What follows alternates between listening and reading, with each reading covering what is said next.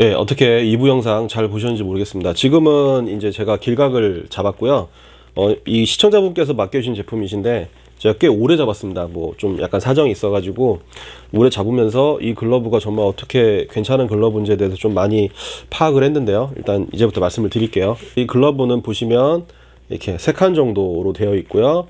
볼집이 깊죠. 예, 볼집이 깊는 전형적인 잡는 글러브입니다.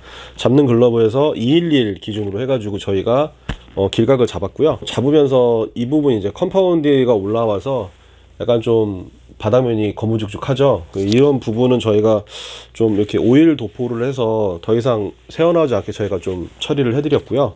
물론 그럼에도 이제 올라오긴 하겠지만 어쨌든 뭐 제가 생각하기로는 오일을 많이 좀 바닥면에 발라줘서 이제 말리게 되면 어쨌든 좀 억제를 해준다고 저는 개인적으로 생각을 합니다. 그래서 그렇게 저는 그렇게 생각해서 그렇게 했고요. 이 글러브는 사실 우리나라 그 사인장 하신 분들 이렇게 좋아할 만한 타입의 글러브는 아니라는 게 이제 잡으면서 좀 그런 걸 느꼈습니다. 왜냐하면 일단 이 길이, 이 너비라고 그러죠. 이 너비가 다른 글러브에 비해서 좀 좁은 편입니다. 지금 자세히 보시면 글러브가 굉장히 좀 제가 작다고 말씀드렸잖아요. 작은 느낌이고 너비가 좀 폭이 좁기 때문에 공이 올 때 좀 정확하게 해서 잡아줘야 될 필요가 있습니다. 그러니까 약간 좀 큰 글러브, 심리적으로 좀 너비가 넓어야지 공이 어디로든지 간에 잘 잡을 수 있다라고 생각하시는 분들한테는 만약에 공을 놓치는 순간 이제 나보다는 글러브 탓을 할 수도 있고요.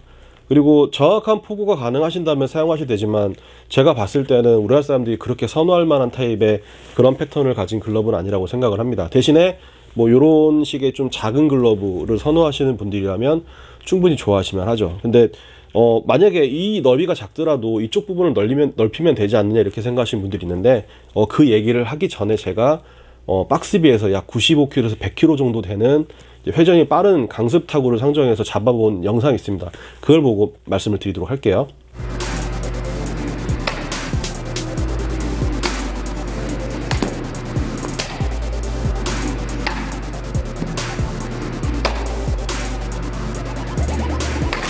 네, 영상을 보시면 아시겠지만 제가 그 빠른 공을 잡았던 이유는 크게 두 가지였습니다. 하나는 아무리 경량화된 글러브라고 하더라도 저런 공들 강습타구가 날라왔을 때 과연 손바닥이 얼마나 아플지 뭐 그런 부분들하고, 제가 이 리뷰를 하면서 이 펠트가 역대급으로 제일 얇았어요. 길각을 잡다 보니까 이게 얇다고 하더라도 강도가 지켜주면 상관이 없는데 강도가 못 지켜주는 느낌이었습니다. 지금 보시면 예, 그냥 밀리죠. 제가 이렇게만 해도요. 그리고 여기도 이런 느낌인데 여기는 특히 이렇게 밀리게 되면 엄지까지 같이 걸려서 팍 꺾였습니다. 그래서 이제 강스에서 솔직히 그렇게는 못 느껴봤는데 이 제품은 엄지가 좀 아프더라고요. 그래서 이 펠트가 과연 버텨줄 수 있을까? 그렇게 따진다고 한다면 이거를 만약에 벌리는 나팔꽃 모양 같이 이렇게 벌려서 공을 잡을 때 공이 튕겨서 과연 여기로 들어올지에 대해서는 좀 의문이 있습니다. 물론 이게 시청자분께서 맡기신 거라 제가 필 테스트는 못 해봤는데 어쨌든 그런 부분들, 그리고 요 듀얼헬팅 같은 경우에는 윌슨 스태프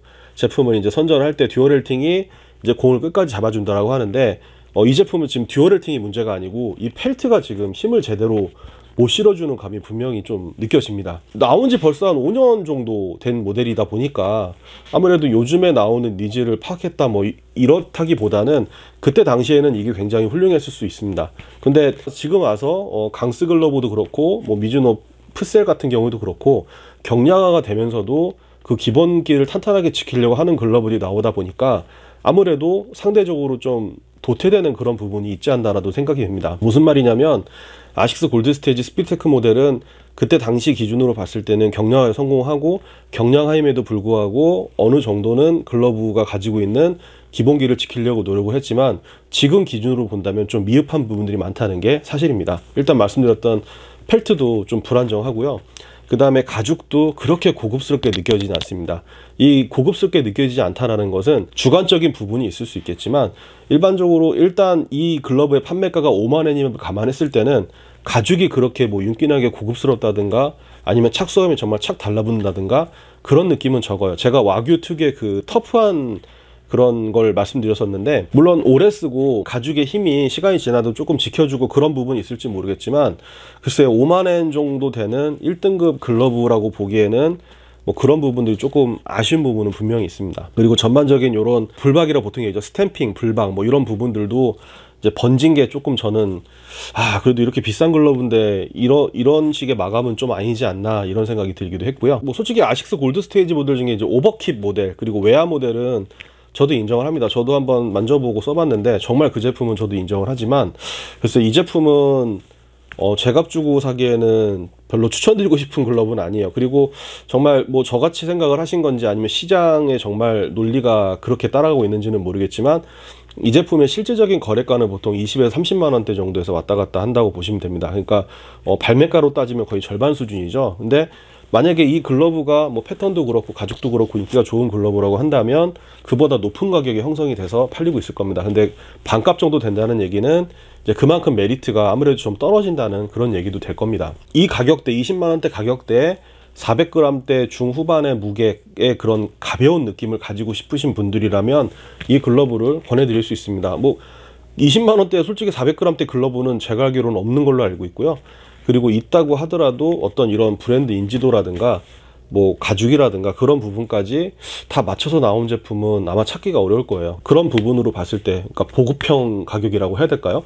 경량화의 보급형 가격으로 따졌을 때 만약에 구매를 생각하신다면 괜찮은 제품이다. 하지만 반대급부가 강스 글러브라든가 미즈노 풀세 이런 거랑 비교하면 좀 더 잃어야 될 게 많은 글러브라고 말씀드리고 싶어요. 강스 같은 경우에는 펠트가 가볍긴 하지만 이렇게 밀리진 않았거든요. 그리고 뭐 바닥면 아픈 거는 뭐 이거나 그거나 똑같습니다. 이것도 95개짜리 받으니까 제가 211로 이제 검지를 빼고 꼈음에도 불구하고 검지는 괜찮은데 이제 그 검지 바로 아래쪽 바닥이 유격된 공간이 있고 뗐음에도 불구하고 받았는데 좀 아픔이 있더라고요. 그런 거야 뭐 경량화 글러브에 어쩔 수 없는 숙명이기 때문에 그렇다 친다고 하더라도 이 제품을 보면은 완성형이라기보다는 ING, 그러니까 더 나은 경량화 제품을 만들기 위한 그냥 과정에 걸쳐 있는 그런 글러브라고 생각을 합니다. 제가 너무 옛날 글러브를 리뷰해서 그런 걸 수도 있어요. 만약에 지금 이 시기에 만약에 이런 타입의 글러브가 나왔다면 제가 좋은 얘기를 안 했을 겁니다. 근데 어쨌든 연식도 좀 보정을 해야 될 필요가 있고요. 패턴 자체도 공을 정확히 정폭으로 해서 받으시는 걸 좀 어려워하시는 분들이라면 그게 권할 만한 글러브 아닙니다. 전형적인 그 일본 타입의 좁은 글러브 딱 그런 패턴이에요. 그래서 제가 이게 시청자분께서 저한테 리뷰해달라고 맡겨주셨지만 그래서 제가 이런 얘기하는 거 너무 죄송하기도 하고 그분도 이제 어쨌든 돈을 들여서 구매를 하셨는데 제가 좋은 얘기가 많이 안 나와서 죄송스럽기도 하지만 그래도 있는 그대로 말씀드리는 게 맞다고 생각합니다. 또 제 의견이 무조건 정답은 아니에요. 저는 이렇게 생각을 할 뿐이고요. 근데 내야에서 어쨌든 경량한 글러브를 제가 몇 개를 만져봤지만 그 중에서는 가장 낮은 평가를 할 수밖에 없을 것 같습니다. 제가 앞에 말씀드린 이유로요. 정리해서 말씀드리자면 만약에 뭐 한 20만 원대 정도의 그리고 가벼운 내야 글러브를 찾고 계신다면 이 글러브는 추천드릴 만합니다. 근데 그 이상을 바라신다고 한다면 조금 더 모으셔서 좋은 글러브로 가시는 거를 권해요. 그냥 이 글러브는 제가 볼 때 뭐 골드 스테이지 최고 등급 뭐 이렇게 돼 있지만 그냥 뭐 연습용이라든가 세컨용 그런 정도의 저는 퀄리티라고 생각을 합니다. 경량화, 그 경량화를 하기 위해서 많은 거를 포기해야 되는 거는 맞지만 그때 당시에는 이게 굉장히 우수한 글러브였을 수도 있겠지만 지금에 와서 봤을 때는 대체재들이 많기 때문에 굳이 비싼 가격을 주고 살만한 그럴 가치는 없다는 게 제 생각입니다. 예, 그리고 제가 이 글러브를 이제 끼고 웰팅이라든가 여러 가지를 점검을 해봤는데 솔직히 아식스에서 얘기하는 이쪽이 뭐 3D 패턴 어쩌고 해가지고 움직이면 입체적으로 이렇게 이거는 그냥 아니고요. 예, 이렇게 스티치로 다 박아놨는데 전혀 뭐 늘어나거나 뭐 이렇게 그런 거 없습니다. 제가 직접 받아봤는데요. 그리고 웰팅 부분은 좀 더 얘기를 해봐야 되겠지만 뭐 그렇게 강하게 잡아주거나 그런 느낌도 못 가졌습니다. 제가 일부러 이제 공에 있는 거 몇 개 이렇게 주워서 잡아봤는데 확실히 끝부분에 이게 짧은데도 불구하고 끝부분에 이렇게 공이 딱 걸리면 힘이 안 들어가요. 그래서 그런 부분들은 이 펠트가 좀 많이 에러가 아닌가. 예, 정말 얇은데도 불구하고 그냥 좀만 힘줘도 바로 늘어나거든요. 제가 다른 제품을 말씀드리자면 이 제품은 99,000원짜리 브렛 제품인데 이 제품은 힘줘도 안 늘어납니다. 그런 식으로. 보시면 굉장히 좀 두께도 이것보다 2배 이상 두껍고 안 늘어나요. 그래서 공을 받아도 좀 덜한데 이 제품은 이렇게 하면 금방 뭐 바로바로 이렇게 막 늘어납니다. 그래서 이런 부분들은 조금 아쉬운 부분이기도 해요. 오늘 아식스 골드 스테이지 스피드테크 모델에 대해서 알아봤고요. 다음에 더 좋은 글러브 리뷰로 다시 찾아뵙도록 하겠습니다.